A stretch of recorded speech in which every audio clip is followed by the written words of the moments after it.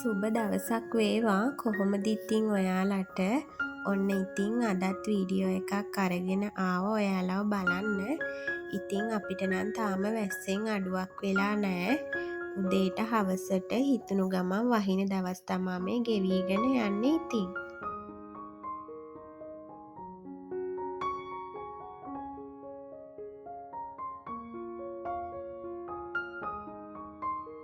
වහිනවා කියන්නෙම ඉතින් පිරිසිදු කරන්න තියෙන වැඩ වැඩි වෙන එක තමයි. ඉතින් වැස්ස වෙලාවට මේ ගෙදරේ මේ ඉස්සරහ කොටසට අර මේ වැස්සත් එක්ක හුළඟෙද්දී මේ කොල්ල රොඩු ඒ වගේ දේවල් මඩ ඉතින් අපි පෑගිලා ගෙට එන ඒවා එහෙම එකතු වෙලා පැල්ලම් හිටින නිසා මං හිතුවා අද මේ ඉස්සරහ කොටස ටිකක් හොදලා දාන්න ඕනි කියලා. මොකද මේ වෙලාවේදී අවුව ටිකක් පායලා තියෙනවා. ආයිතින් වහින්නත් පුළුවන්.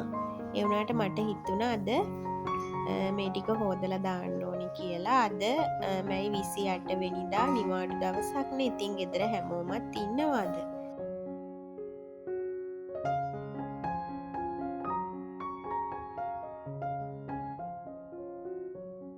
මේක මේ වතුර බටෙන් වතුර පාරක් අල්ලලා හොදගත්තා නම් ලේසි. හැබැයි අපේ එළියේ ටැප් එක කැඩිලා නිසා ඒක වහලා තියෙන්නේ. ඒ නිසා මට ගේ ඇතුළෙන්ම වතුර බේසමට ගෙනල්ලා වතුර දදා තමයි අද හොදගන්න වෙන්නේ. ඉතින් කරන්න දෙයක් නෑ. කොහොම හරි මේක කරගන්නත් ඕනේනේ.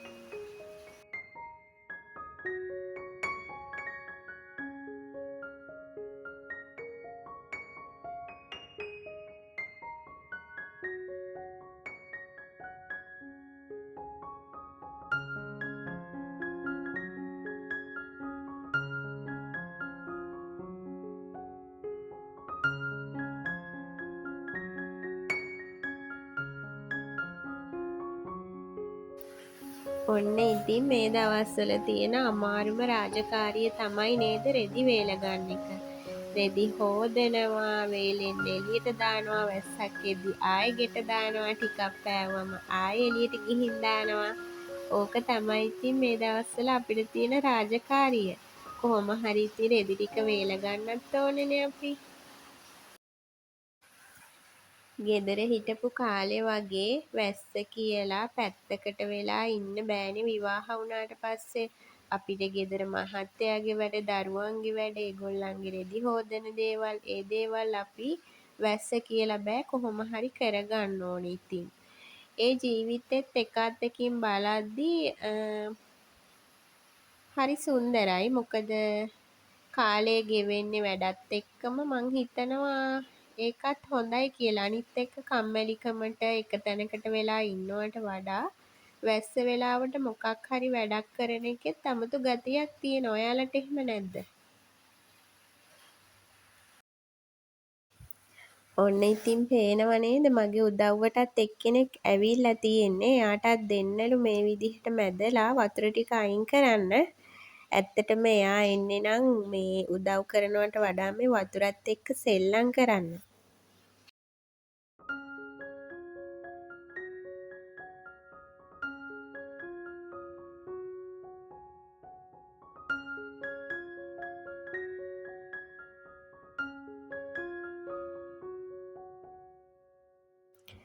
ඔන්න ඉතින් මං වතුර ටික අයින් කරලා වතුර ටිකක් වෙන්න ඉතුරු කරලා එයාටත් දුන්නා. මොකද පොඩි දරුවෝ හරි කැමතියිනේ මේ වගේ වතුරත් එක්ක නටන්න පොඩ්ඩක් නේද? ඉතින් අපි දරුවන්ට හැම දෙයකටම එපා කියලා වළක්වනවට වඩා ඒගොල්ලන්ට මේ වගේ දේවල් කරන්න ඉඩ දීලා අත්දැකීමක් ලබා ගන්න දෙන එක තමයි දෙමාපියෝ විදියට අපි කරන්න ඕනේ කියන එක තමයි මගේ අදහස නම්.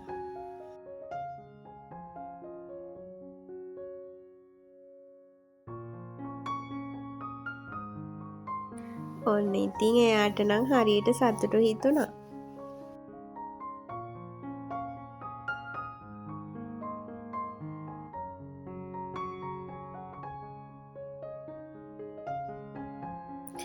මේ තියෙන්නේ ඔයාලා කවුරුත් දන්න මනි ප්ලාන්ට් එකක්. මම මේ මනි ප්ලාන්ට් එක මෙන්න මේ විදිහට අපේ කණුවක් තියෙනවා ගේ ඉස්සරහා. අන්නේ කණුව දිගේ දිගටම වැලක් විදිහට යන්න දෙන්න තමයි මං ඒ විදිහට මේ ගැට ගහලා තියෙන්නේ.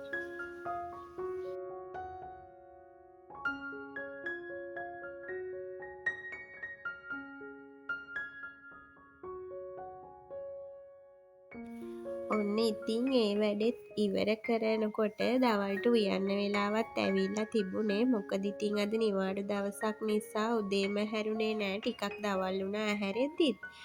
ඒ නිසා ඉතින් දැන් දවල්ට ඉක්මනට උයා ගන්න ඕනි නිසා මං ආවා කුස්සියට. ඇවිල්ලා මුලින්ම මේ බත් එක ලිපේ තියාගන්නයි හදන්නේ.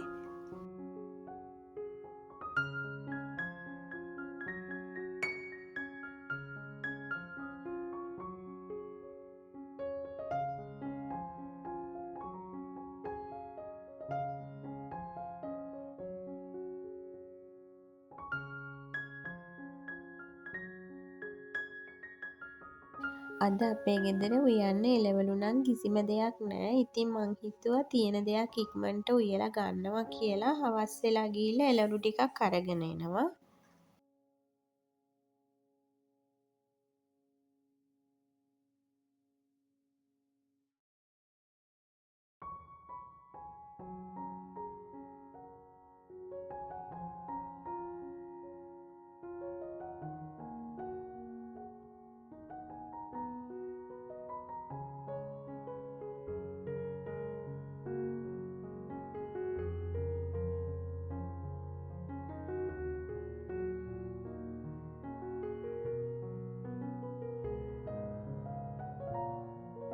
මම පොල් ගෙඩියක් බින්දම පොල් ගෙඩියම කොහොමටත් ගාලා ඉතුරු ටික ෆ්‍රිජ් එකේ දාලා තියෙනවා.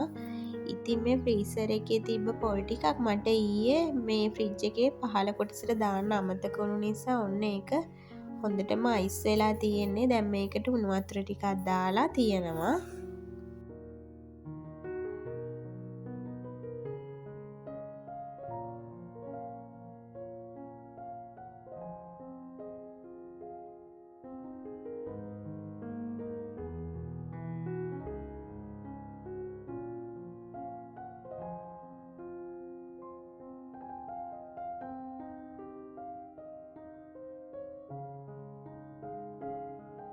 ඔන්න ඉතින් බීලුවනුත් ඉවර වෙලා තිබුණ නිසා මං ළඟ කඩෙන් ගිහිල්ලා බීලුවනු 500කුත් අරගෙන ආවා. මොකද එළවලු නැතුව යන්න පුළුවන් වුණාට ලුණු නැතුව යන්න බෑනේ. ඉතින් මං කොහොමටත් ලුණු ගෙනාවම මේ වැඩිපුර ටිකක් එකපාරම සුද්ධ කරලා ෆ්‍රිජ් එකේ දාලා තියාගන්නවා. ඒක අපිට මේ උයන වෙලාවට ලේසි. ඒකත් එක වාසියක්. ඊටත් වඩා වාසියක් තමයි ෆ්‍රිජ් එකේ තියෙන ලුණු කපද්දි අපේ ඇස් දැවිල්ල එහෙම එන්නේ නෑ.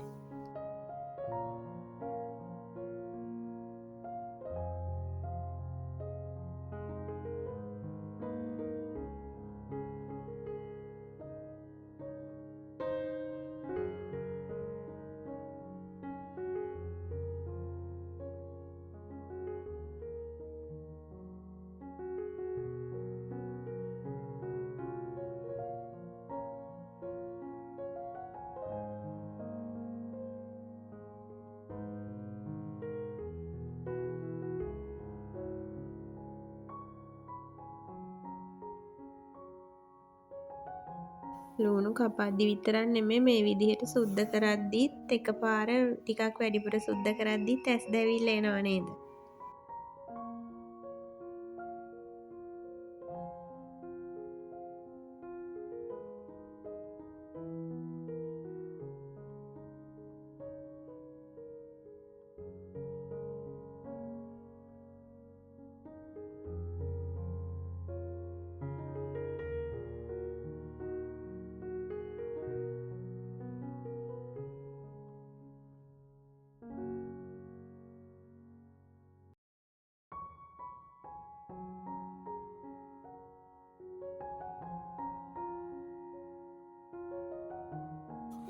වැස්සක් වහීද කියලා බල බල තමා මම මේ ලුණු ටික සුද්ධ කරන්නෙත්. මොකද හොදපු රෙදි ටික සේරම එළියෙන් වේලෙන්න දාලායි තියෙන්නේ.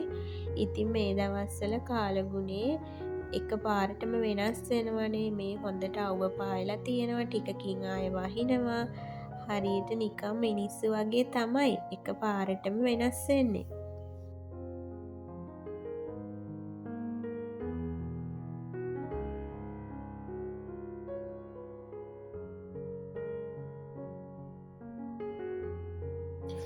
මේ දවස්වල තියෙන ලූණු වල දැලි වගේ තියෙනවා සුද්ද කරාම අතාය කළුම කළු පාටයි වලං හොදලා වගේ. ඉතින් ඒ ලූණු වල තියෙන කළු පාට කොටස යනකම් අපි හොඳට ලුණු ටික සෝද ගන්න ඕනේ. මං පෝස්ට් එකක දැක්කා ඒ කළුවට තියෙන ඒ කොටස ඇත්තටම හොඳ නෑ ආහාරයට ගන්න කලින් හොඳට ලුණු සෝදන්න කියලා.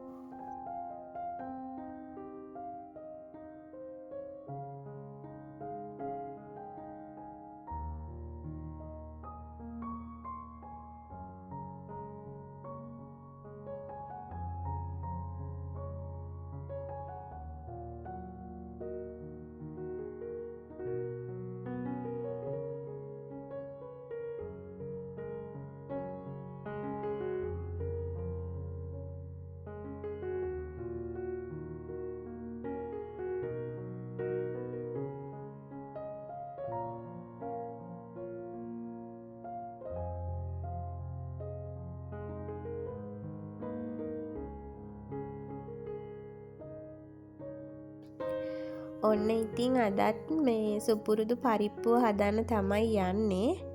ඉතින් මේ මගේ කලින් වීඩියෝ එකට එක්කෙනෙක් කමෙන්ට් එකක් දාලා තිබුණා පරිප්පු හදද්දි 3-5 දාන්න නැතුව හදන්න එතකොට රසයි කියලා. ඇත්තටම ඒ කමෙන්ට් එක දකිද්දි මම මේ පරිප්පු එක හදලා ඉවරයි. මේ ටික වීඩියෝ කරාට පස්සේ තමයි මම මේ කමෙන්ට් එක දැක්කේ. ඉතින් මේ වොයිස් කරන දවසේ ඒ කියන්නේ පහුවදා මම ඒ විදිහට පරිප්පු හැදුවා 3-5 දාන්නේ නැතුව. ඇත්තටම රසයි තමයි ඒ විදිහටත්. ඉතින් මට හරි සතුටු හිතුණා මොකද ඔයාලා දන්න දේවල් කමෙන්ට් සෙක්ෂන් එකේ ෂෙයා කරගත්තම ඒක මට වගේම තව කෙනෙක්ට වැදගත් වෙන්න පුළුවන්. ඒ නිසා ඉතින් ඔයාලා දන්න දේවල් කමෙන්ට් එකක් දාගෙන යන්නත් අමතක කරන්න එපා.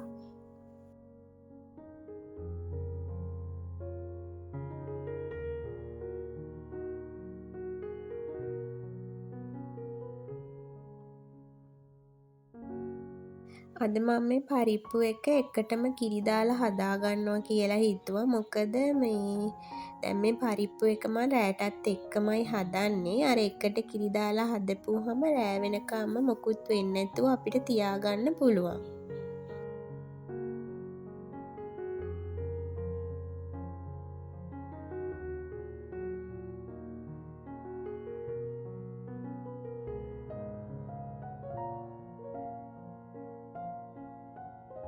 ඔන්න මේ තියෙන්නේ මං සුද්ද කරගත්ත ලූණු ටික. ඔන්න පරිප්පු එකත් ලිපේ තියාගෙන ඊළඟට මං හදන්නේ කරෝල ටිකක් තෙල් දාගන්න. ඉතින් මං කරෝල ටික සුද්ද කරලා උණු වතුරට තමයි දාගන්නේ. එතකොට අර කරෝල වල තියෙන අර පිලි ගතිය ලුණු ගතිය එහෙම අයින් වෙලා යනවා.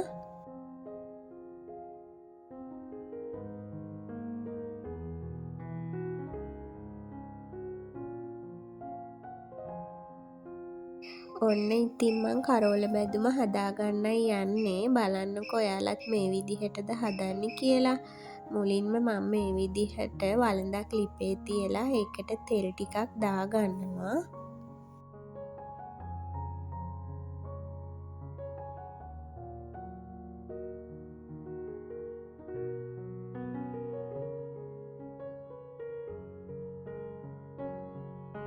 තෙල් ටික රත් වුණාම මම ඒකට රම්පේ කරපිංචා ටිකයි කරවල ටිකයි දාලා හොඳින් බැදෙන්න දෙනවා. අද මං හදාගන්නේ කීරමින් කරවල ටිකක්. කීරමින් කරවල මේ විදිහට හදපුවම හරිම රසයි.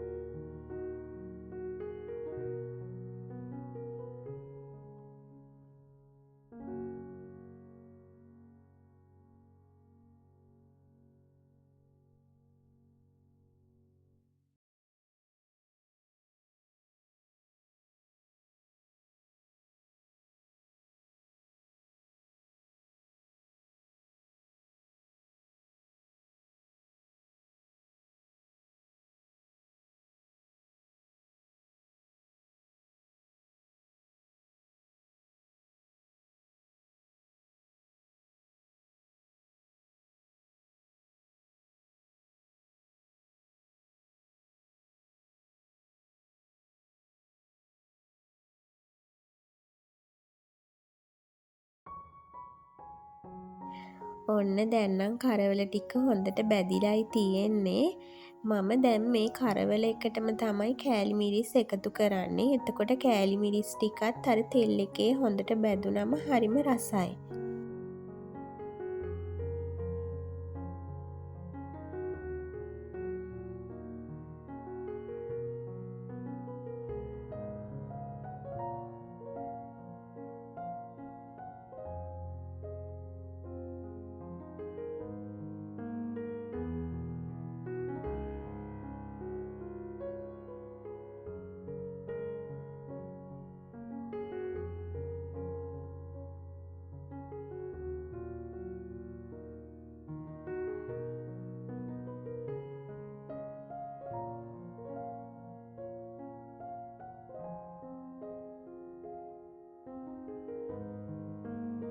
ඔන්න දැන් මං ලූණු ටිකක් කපාගත්ත මිරිස් ටිකක් එකතු කරලා මේක මං පියනකින් වහන්නේ නැතුව මේ විදිහටම ටික වෙලාවක් ලූණු ටික පොඩ්ඩක් මැලවෙන්න දෙනවා. ලූණු ටික කර වෙන්න දෙන්නේ නැහැ. ලූණු ටික අර අමුවෙන් හැපෙන්න වගේ තියෙද්දි මම මේක ලිපෙන් අයින් කරගන්නවා. එතකොට රසයි මේක.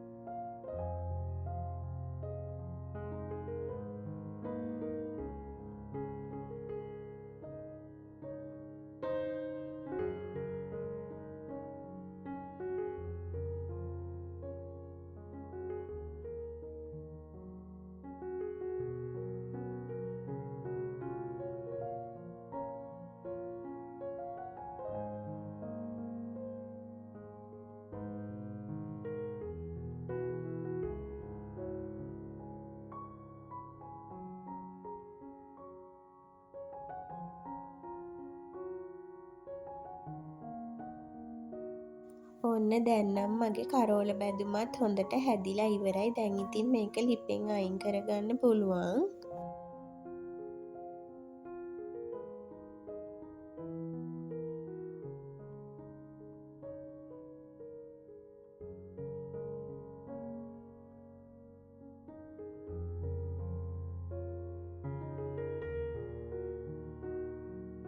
ඔන්න ඉතින් මං දැන් අකමැතිම වැඩක් කරන්නයි යන්නේ. ඒ තමයි මං උයද්දි කරන්න ආසම නැති දේ තමයි පොල් ගාන එක. ඉතින් මට දැන් පොල් ටිකක් ගාගන්න වෙනවා සම්බෝලයක් හදන්න. මොකද මං හිතන් හිටියේ කරෝල ටිකක් තෙල් දාලා පරිප්පු හදලා මට උදේ මේ අපේ ගෙවල් ළඟ ඇන්ටි කෙනෙක්ගෙන් අඹ වගයක් හම්බුණා. මං හිතුවා ඒක අඹ මාළුවක් හදනවා කියලා. අනේ ඉතින් උයන්න බලද්දි එයා දීලා තියෙන්නේ ඉදුණු අඹ ටිකක්. ඉතින් දැන් අඹ මාළුවක් හදන්න වෙන්නේ නැහනේ. ඒ නිසා මං හිතුවා මේ ඇඹුල් ටිකක් වැඩිපුර දාලා පොල් සම්බෝලයක් හදා ගන්නවා කියලා. ඉතින් මට මේ හස්බන්ඩ් ගෙදර ඉන්න වෙලාවට නම් පොල් ටික ගාලා දෙනවා. දැනුත් එයා ගෙදර ඉන්නවා. ඒ වුණාට එයා ඊයේ රෑ වැඩකට ගිහිල්ලා අද උදේ තමයි ආවේ. දැන් එයා නිදි ඉතින්. එයාව ඇහැර වෙලා පොල් ගා ගන්න එක හරි නැහැනේ. ඒ නිසා ඉතින් මං හිතුවා මම මේ පොල් ටික ගා ගන්නවා කියලා.